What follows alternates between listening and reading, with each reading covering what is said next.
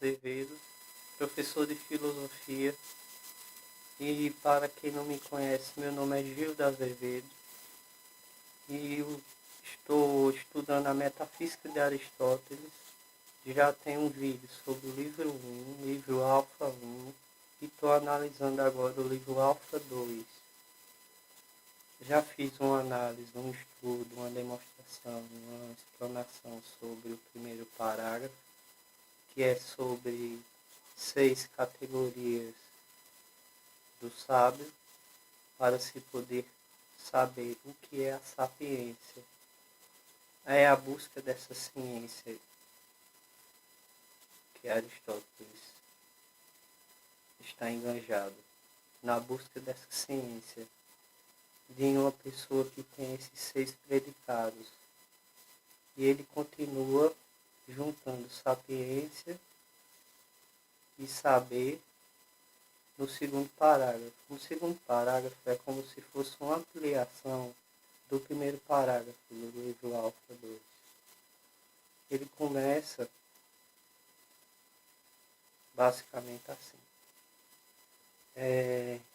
Concepções sobre a sapiência e sobre os sábios. Primeiro, a primeira dessas características é a de conhecer todas as coisas. Deve necessariamente pertencer, sobretudo, a quem possui a ciência do universal. De fato, sob certo aspecto, entre sair todas as coisas particulares enquanto estão sujeitas ao universal. Universal, palavra-chave desse primeiro ponto. O sábio, ele sabe que tem a ideia universal, ou ele sabe construir a ideia universal na sua mente, que é o exemplo do pintor no livro Alfa 1, que é o exemplo do médico. O pintor olha para uma paisagem e cria a sua ideia universal de paisagem, e daí ele põe na tela aquela visão que ele teve e que ele gravou na sua memória, gravou na sua mente. Se esse for capaz de ensinar a sua arte, ele é um sábio e possui a sapiência. O exemplo do médico, do livro Alfa 1. O médico, ele possui a teoria, mas necessariamente ele também deve experimentar, experienciar. O médico, ele é um sábio porque ele sabe o conhecimento de causas, da causa daquela doença. E na causa daquela doença é onde ele vai aplicar o seu antídoto. Segundo ponto. E as coisas mais universais são, para os homens, exatamente mais difíceis de conhecer, por serem as mais distantes das apreensões sensíveis. Está longe das apreensões sensíveis, está dentro de nós, os universais, dentro da nossa mente, que a gente criou pela experiência, pelo uso e o desuso das ferramentas que nos são dadas para poder modificar o meio onde a gente vive. Mas a ciência que mais indica as causas é também a mais capaz de ensinar para os que dizem quais são as causas de cada coisa, são os que ensinam. Quem ensina sabe a causa daquele conhecimento que ele está ensinando. Ele vai demonstrar o seu efeito, mas ele sabe o conhecimento de causa. Ele teve a experiência, ele experienciou. Por exemplo, um médico de coração, um cardiologista, aprendeu vendo o coração mesmo funcionando, ou corações de cadáveres, ou vídeos de corações funcionando. Depois foi dissecar um coração para conhecer seus ventrílocos, suas válvulas, tudo na experiência. E assim surgiu o saber dele.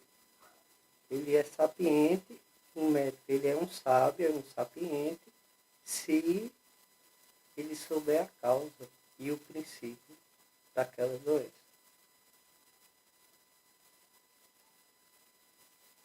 Saber e o conhecer, cujo isto é o processo, é o próprio saber e o próprio conhecimento, encontram-se, sobretudo, na ciência do que é maximamente cognoscível. Que ciência é essa? Que ciência é essa que Aristóteles está procurando? Que é das ciências do que é maximamente cognoscível. Aí, maximamente cognoscível, Aristóteles vai dizer, cognoscíveis são os primeiros princípios e as causas. O que é maximamente cognoscível são os princípios primeiros e as causas. Como o Tales de Mileto. Tales de Mileto disse que tudo veio da água e a ciência ainda hoje acredita que a primeira forma de vida surgiu também na água. E que se não chover num plantio, as sementes não vão germinar, as sementes de feijão, de milho, não vão germinar sem a água. Isso é um princípio lógico. Ao meu ver, é um princípio lógico. Por isso que a filosofia surgiu depois de Tales de Mileto, a filosofia grega, que se desvencilhou dos mitos e começou a usar o discurso. Isso é isso não é aquilo, isso é aquilo, isso não é isso. O que é isso? Um mito eu tenho que seguir sem duvidar e sem voltar atrás. Eu encontrei no dicionário Aurélio uma palavra cognição. Cognoscível pode representar a cognição. O que é a cognição? Ato de conhecer, de assimilar e organizar percepções. É a arte de assimilar e organizar percepções, experiências, informações, formando e desenvolvendo comportamentos e compartilhados corporais, mental, ou seja, cognoscível, maximamente cognoscível, é o limite daquilo que a gente pode ter experiência. A gente vai procurar a coisa em si, mas a gente nunca vai achar, mas a gente vai chegar mais próximo do que outros que nunca tentaram. Na verdade, a gente não bate nela, a gente a contempla. Não há um contato entre nossa alma desencarnada com a própria verdade, ou o nosso corpo com a própria verdade. A gente se aproxima, e essa aproximação, indo a Platão, não a Aristóteles, essa aproximação é feita pelo mito. O mito é um passo após a dialética, quando a dialética não consegue explicar ou atingir o mito de Platão. Ele é um mito que tem sentido e é lógico, segundo Giovanni Reale. Mas vamos a Aristóteles. O ponto 6, e a mais elevada das ciências, que mais autoridade tem saber as dependentes e a que conhece o fim para o qual é feita cada coisa.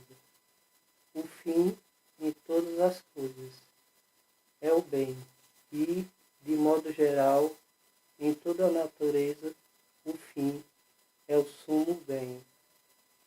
O sumo bem. Aqui há um encontro com Platão. A busca de Platão é o sumo bem.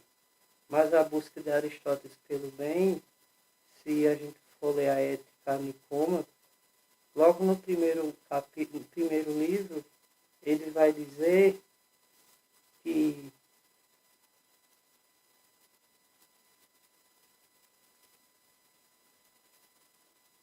o bem do médico não é o bem do pintor, não é o bem do escultor, mas todos buscam esse bem. Esse bem para cada um é um bem que cada um projetou. Um bem que cada um projetou. Em Platão, não, o bem lá ele é existente. Lá no Noetos Topos, ou no Hipergranotopos, no Noetos do Timeu. No plano inteligível do ser. Mas para Aristóteles as ideias não estão lá. Elas estão nos próprios objetos. Você está olhando para o meu rosto, para o meu busto, e está gerando uma ideia universal de mim, da minha imagem. Se você vê outra imagem de mim daqui a 20, 30, 40, 100 anos, você vai reconhecer. Se você novamente vê esse busto da forma como está hoje, ou como se eu estiver velho. Essa é a experiência que faz com que a gente crie as ideias universais na nossa mente. Do que foi dito, resulta que o nome do objeto de nossa investigação refere-se a uma coisa única ciência, a uma única ciência. Esta deve especular sobre os princípios primeiros e as causas, pois o bem é o fim das coisas e o fim das coisas é uma causa. O fim das coisas é uma causa também. Assim, acima de tudo, aquela é a ciência que ciência em máximo grau e esta é o que é maximamente cognoscível. De novo, antes de tudo, e a que é ciência em máximo grau e esta é do que é maximamente cognoscível. Tem esse limite da cognoscibilidade do conhecimento empírico. Há esse limite. A gente não vê o que está além do horizonte, nem vê o que está além das estrelas, nem vê o que está por trás do espelho. Eu vejo a minha imagem, mas pode estar uma outra pessoa por trás do espelho. E até logo. A aula que vem é sobre o terceiro parágrafo do livro Alfa 1, do livro Alfa 2 da Metafísica, o terceiro parágrafo.